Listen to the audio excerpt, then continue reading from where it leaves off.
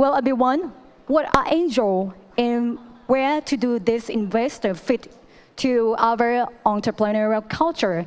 But this keynote speech on building angel investment culture will help everyone to build your own investment strategy and begin looking for the next big opportunity. Carry around me to introduce you guys about our world-class keynote speakers. We're glad to have CEO and founders of Angel.den, the UK's largest angel crowdfunding platform, who was named the most powerful figure in alternative finance. Ladies and gentlemen, please welcome Mr. Bill Marlow, founder and CEO Angel.den UK.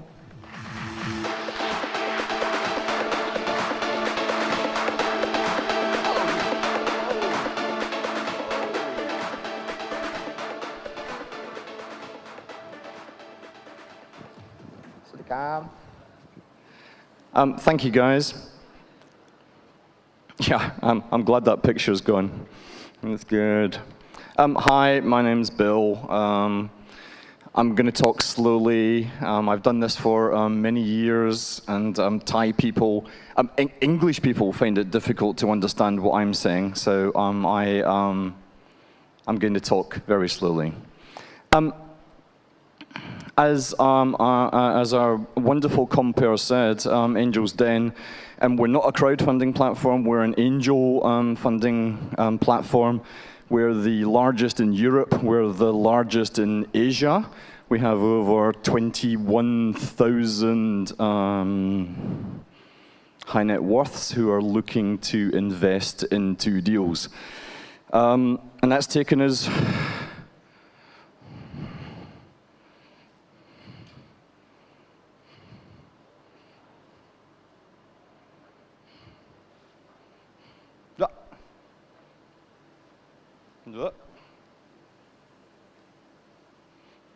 That's taken us 10 years. 10 years to get to that stage. And what I'm going to talk to you very quickly about this morning is our experience in 10 countries, over 10 years, with 20,000 business angels, 200,000 business plans, and we've reviewed more than 200,000. That's a lot of business plans. So I also have the honor this afternoon of judging some pitching competitions, and there are no businesses that I have not seen pitched badly.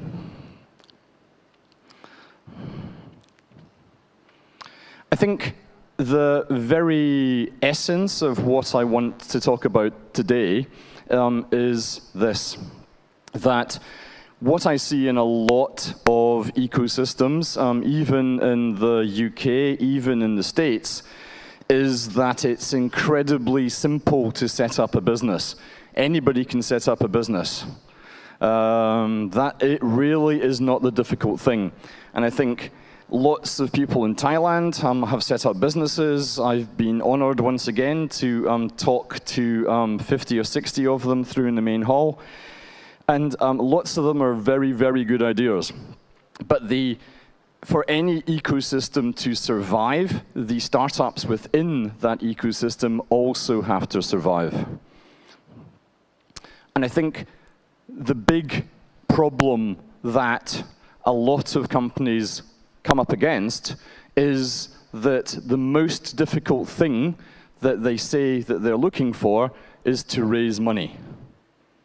Raising money is difficult, but it certainly is not the most difficult thing that you will ever do. The most difficult thing you will ever do is to stay in business. And if you are to accept that, most of the businesses I see through there, what are they looking for? They're looking for money. We see 110 business plans a day at Angel.den. 110 a day. And each one of them asks us for the wrong thing. All of them ask us for money, whereas in fact what they really need is mentorship. What they really need is business experience. What they really, really need is business contacts. And so if you're in travel tech and you were lucky enough to get burned to invest into your business, and he gave you 100, that would be amazing. But what you need to understand is that his contacts are worth 50,000 compared to the 100. And I'm not yet seeing that in Thailand. I'm seeing some companies who understand and appreciate the value of mentorship, who value what business angels do. So I spent, I see some of them in the audience. Well done. I spent 2 days ago, we were training 50 angels in Thailand. And those poor people, I feel sorry for you guys. You've got to listen to me for half an hour. They had to listen to me all day, 9 o'clock till 5 o'clock. And that's a huge change. I was in Phuket for the last startup conference, and I was privileged to also speak on this stage 1 year ago here. And there has been a step change in that year. I think it's difficult when you're in an ecosystem to actually see what changes there have been, but I think the quality of the pitches has very much improved. There has been more innovation, less copycat companies. As I walk through, when I walked through the exhibition last year, I would say 40–50% of the people might have had some posters and marketing collateral, brochures, handouts, business cards in another language.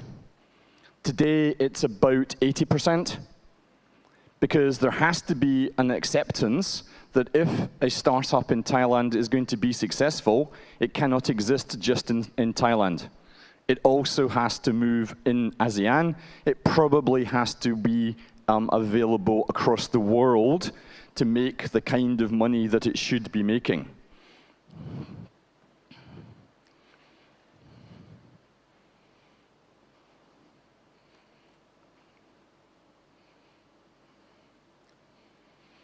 We kind of covered the first 2 points, and I'm not going to labor them. There is much more to the ecosystem and angels. You'd expect me to stand up here and tell you how to build an angel environment. I'm not going to do that. What I'm going to do is talk about what, in my humble opinion, and I'm going to be rude, so I apologize to my Thai audience.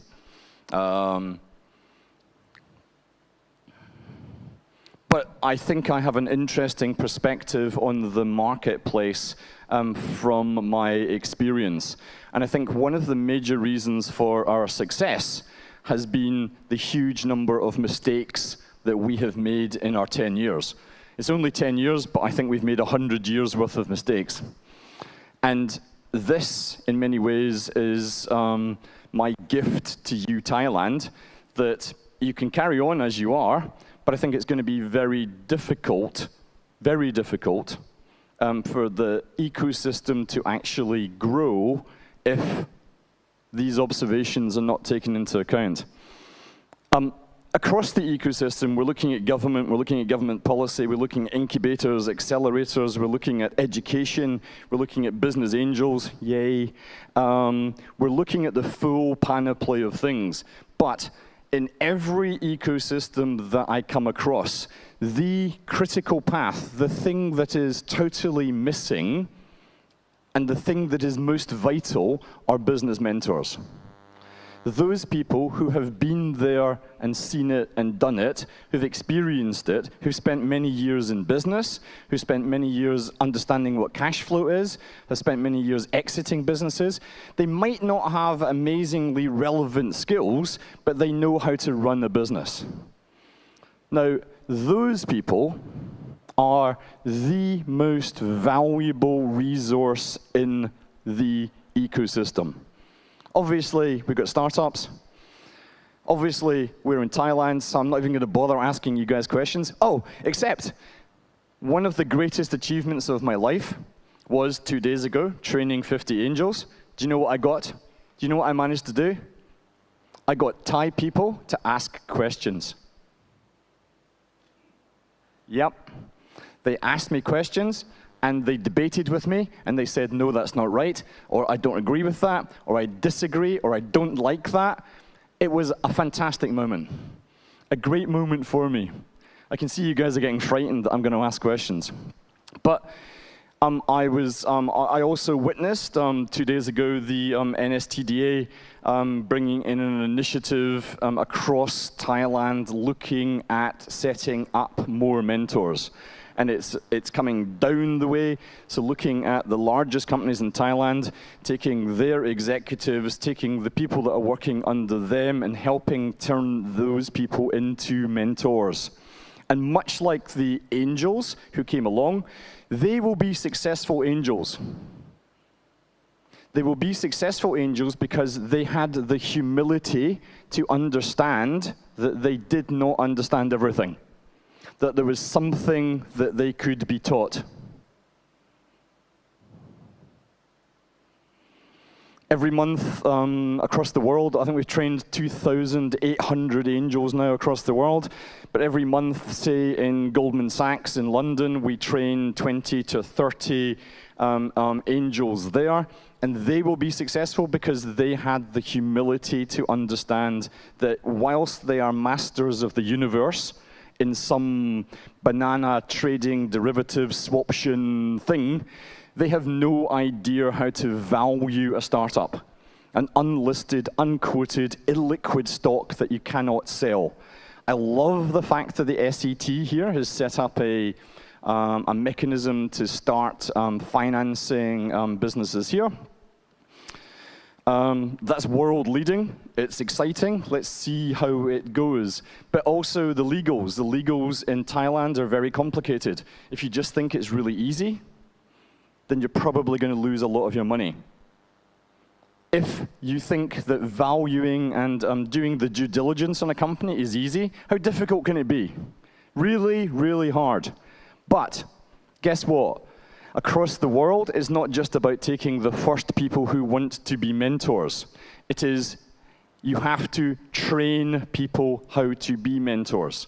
It's not about turning people from Bank of Bangkok, they will then come and talk to fintech companies and turn everybody into Bank of Bangkok. It is difficult to be a mentor, and you have to appreciate that you have to leave your ego behind. It's not about your opinions. You have to believe that the company itself can actually do it and that you can help them through.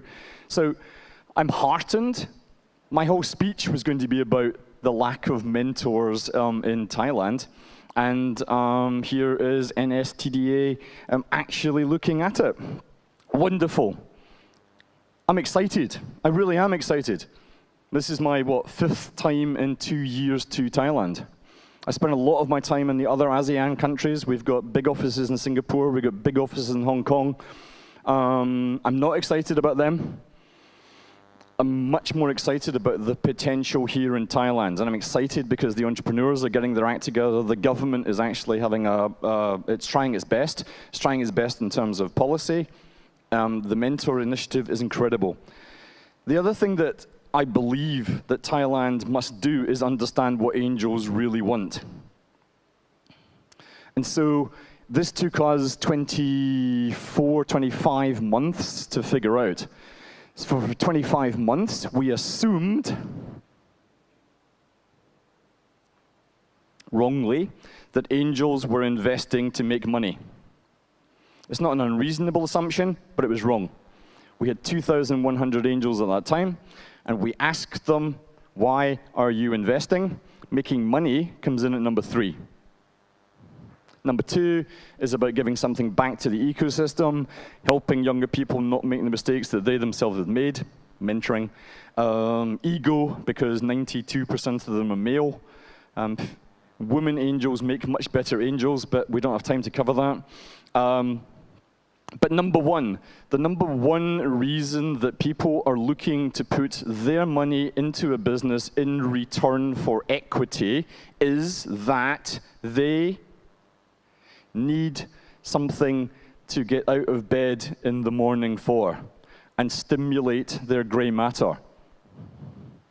Our average angel is male. Our average angel is late 40s, maybe early 50s. He's probably working in a job that he doesn't enjoy. He's going to be a banker, he's going to be a lawyer, he's going to be an accountant.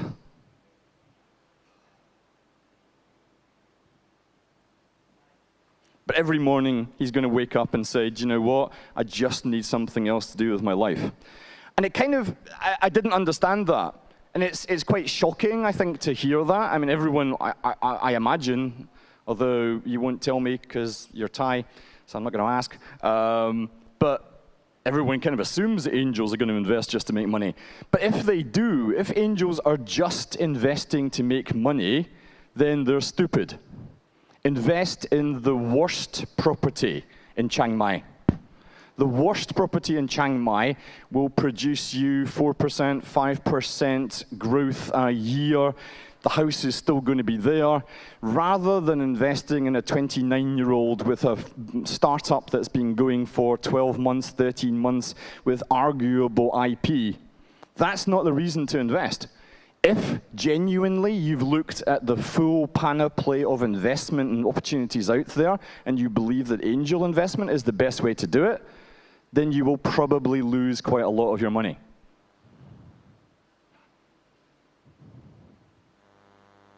However, we've got over 20,000 people who are willing to do it. And why do? They do it because, for the reasons I've given, that there is nothing that is more satisfying than taking a company, but using your experience. So they spent 28 and a half years on average.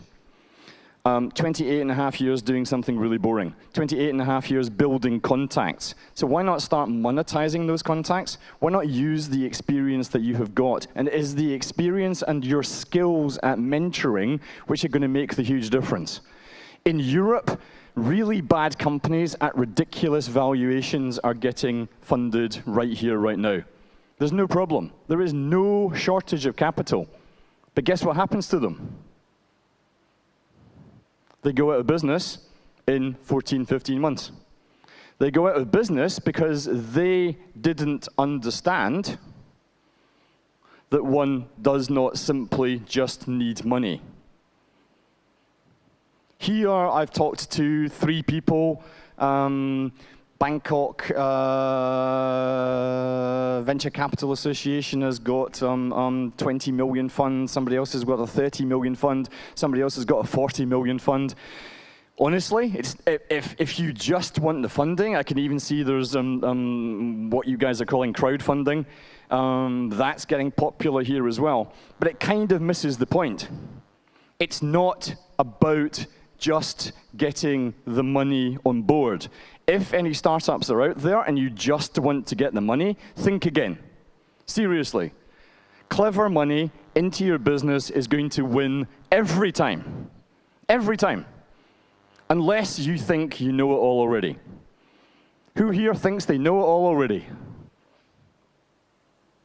Part of the problem with being an entrepreneur is that you have to be egotistical. You actually have to have an amazing drive. You actually have to think it's going like that. But meanwhile, back in the real world, you have to take experience from other people. Here's my controversial slide that we're going to slip through really quickly. No, we're not.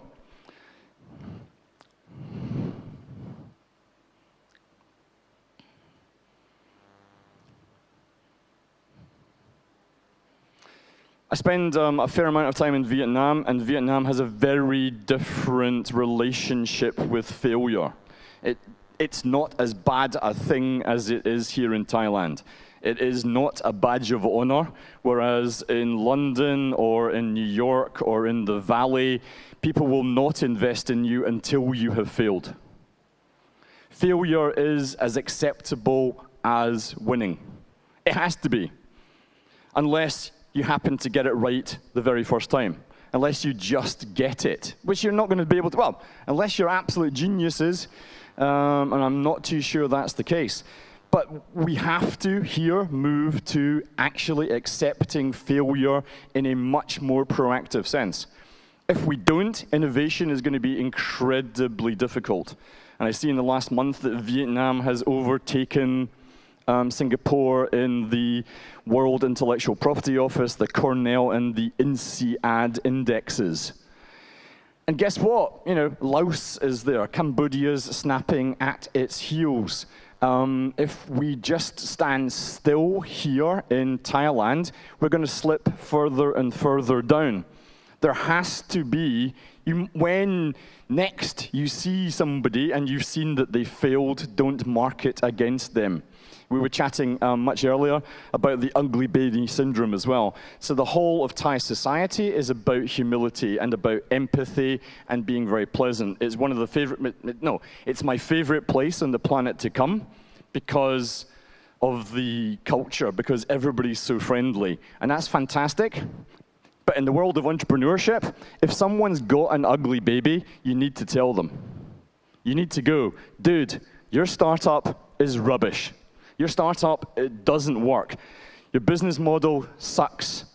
Your CFO is rubbish. You need to be able, see, I'm driving people out. People are getting offended.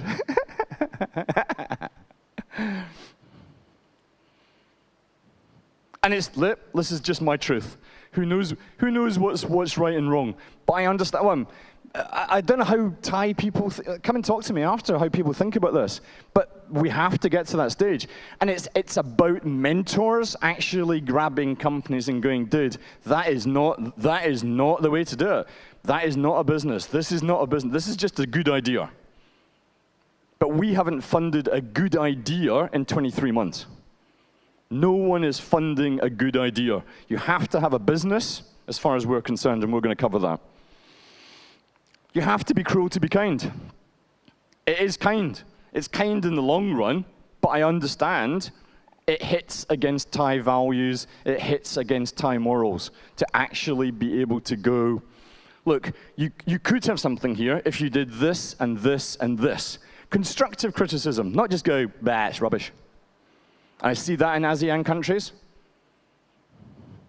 Hong Kong's really bad at constructive, very good at going, no, it's rubbish. I also notice from the 2-3 years, so who am I? I'm no expert, that valuations are starting to rise in Thailand. But valuations are starting to rise and people cannot justify why they're starting to rise. They just kind of are. Because I think people are starting to believe their own nonsense. And other people are kind of justifying it. And then dumb money is coming in and justifying that as well. Does it mean that they're valued at that and that they should be valued at that? In my humble opinion, no. If you're looking for money, here's some tips. Get advice on your valuation.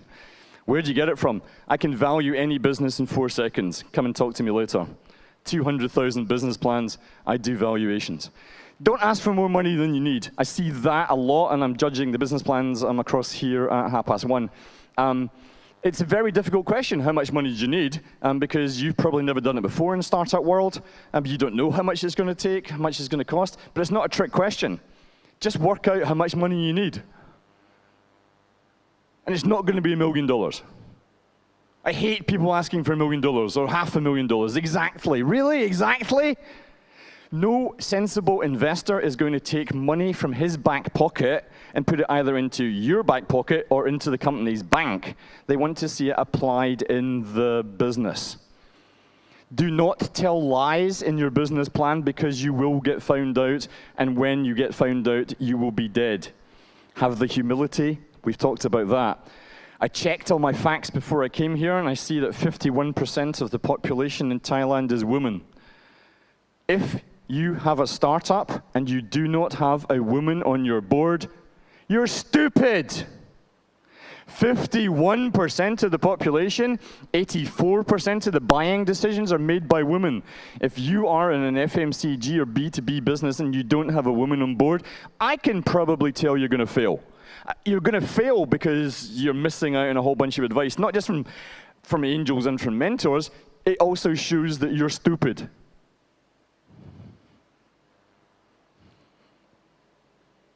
Everyone knows that. Everyone knows that 80% of startups fail, yeah? In our 10 years, across 10 countries, 7% of our startups have failed.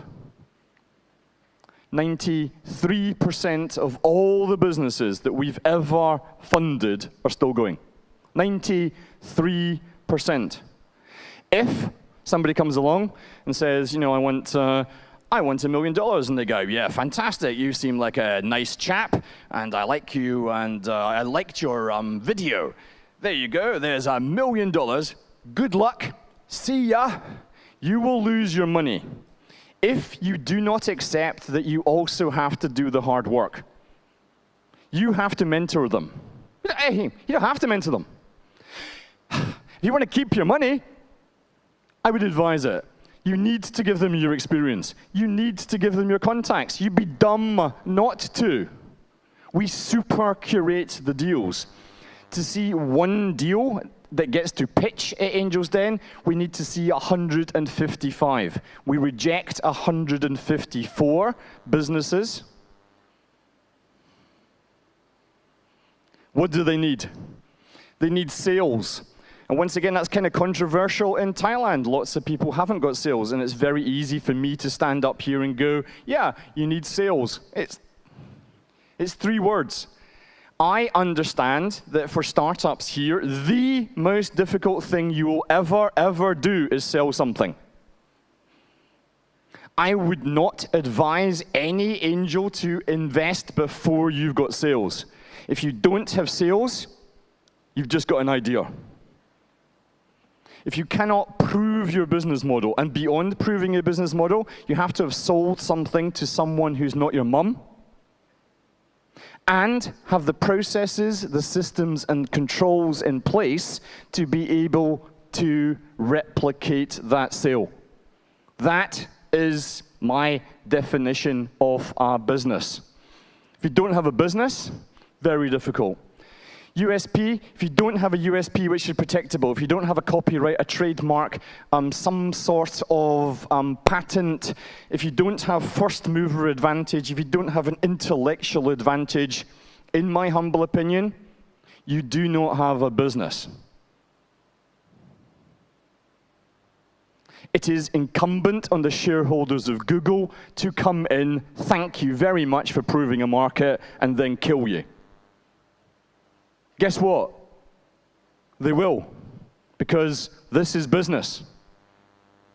But that wouldn't happen in Thailand, would it? Yeah. Yes, it will. It will. I can see it out there. It's really lots of the companies I'm talking to. Awesome companies, awesome ideas, really, really good entrepreneurs. Is there any barrier to entry to somebody? No.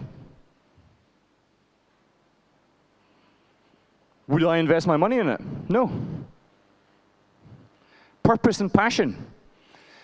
Given that angels are not investing primarily to make money, they're not philanthropists, yeah? Don't get me wrong. They're not looking to give their money away. They want to make money. But their major rationale for doing it is that they like you. That is it. By far and away, the biggest reason our deals get funded are the most likable ones. The ones that make eye contact, the ones that shake hands when they meet you, the ones that are dressed the same. Well, no one's going to be dressed the same as me, but you get the drift. If someone's wearing a suit and tie and they see me, they're not going to like me. That's fine. You don't like the way I'm dressed, and who does? Then you're probably not going to like my business. Do you drink red wine or white wine? Which football club do you is more exciting for you? Are questions which are just as relevant as, oh, I'm going to make 100 times money. No, you're not. No, you're not. We see 400 angels a day come to the site. How many of them look at the numbers on the business plan? 4 of them. Because they know your numbers are nonsense. Because they know you have no idea. Any one of our angels that we trained them not to even bother looking at the numbers. Sure, you have to look at it when you get to the valuation. But, you know, I'm going to make 217 times money. Oh, I'm going to make 218. Oh, I shall invest in you then, young man. Would not be a question that anyone's going to ask. Anyone looking to raise money here, if you could tell me what your bank balance is going to be in 3 weeks' time, Weeks' time? I'd be so impressed. I'm an accountant and investment banker. No idea what our bank balance is going to be. Don't care either.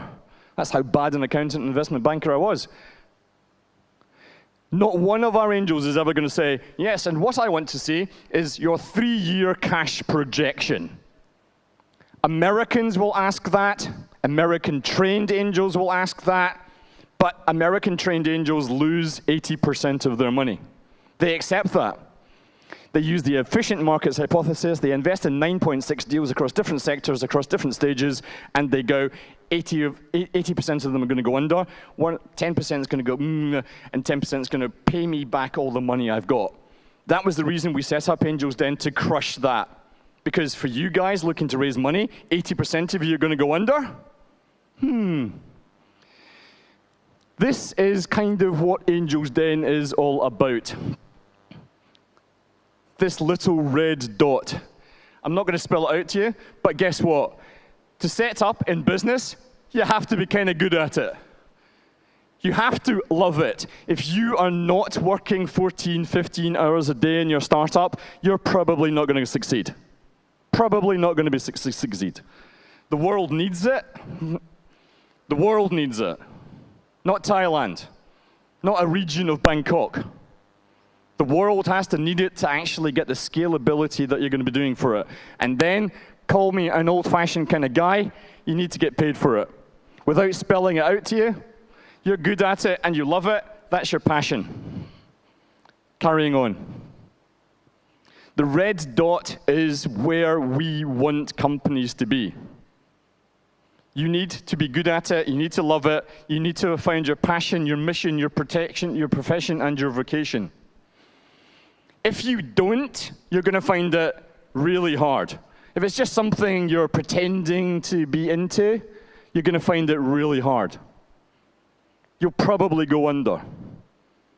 If you cannot get your pitch across, at least with passion, I think you're going to find it very difficult.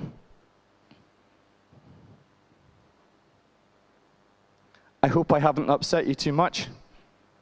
That has been me.